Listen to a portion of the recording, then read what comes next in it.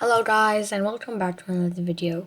This is my first episode in my assembly language series where I will be teaching you assembly language. Today we will discuss on how to set up your workspace and make your first simple assembly language program. So to get started, you would want to open up your operating system of choice. I'm using Linux Ubuntu for this demonstration, and I'm going to be demonstrating how to do it on Linux Ubuntu. So what you would want to do is go to Show Applications, type up Terminal.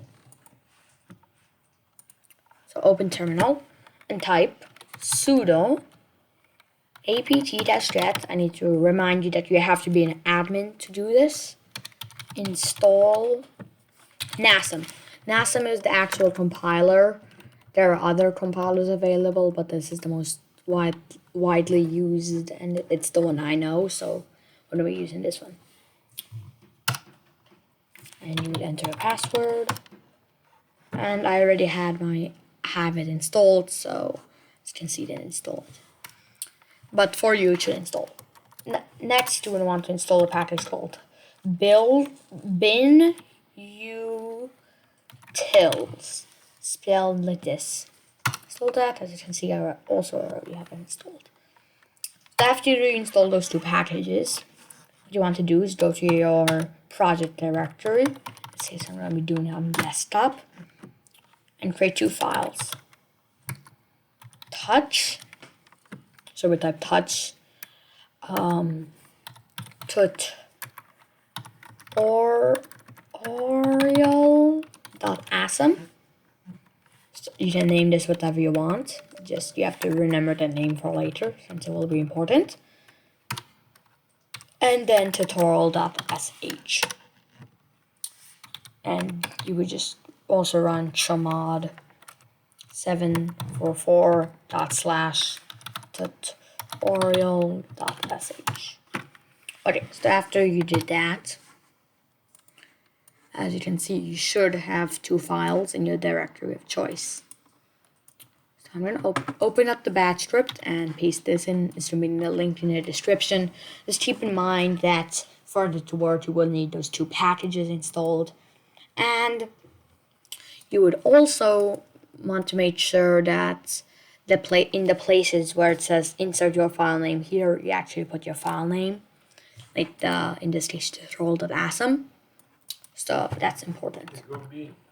After you do that, you will want to open up your ASM file, and this is where you write your actual code. So after you open it up, you would want to type two things: section.text and section.data. So your data section is basically where you store your variables. So all your integers, doubles, floats, sorts, long strings, you name it. You would store them in here. But we're not going to be storing anything in here, since we're not going to be printing anything. So that's a little complicated in this language. So that's going to be its own separate video. But I'm just going to write stores data here. The text section, on the other hand, is where you actually write your code that actually executes and does stuff. So just code. By the way, in assembly language, a comment is defined by just a semicolon, and there are no semicolons at the end of line. So it's very important each command is on a separate line. To make a simple program, all you need to do is type mov eax, 1, and then call int 0x80. This just literally exits your program,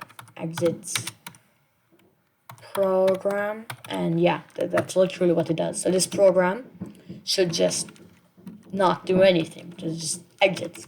But there is one super important thing you need to do. So you need to type global _start.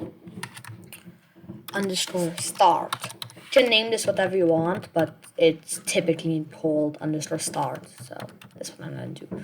Then we'll define _start and put two colons after it. It's very important this _start method is before your actual code, because this is the start of your program and it executes from top to bottom. So yeah. This just basically tells the compiler where to actually run your program, where's the entry point.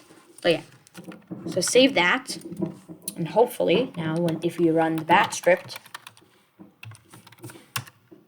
nothing happens. That's a good sign, because as you know, we compiled the program and ran it, and it didn't do anything.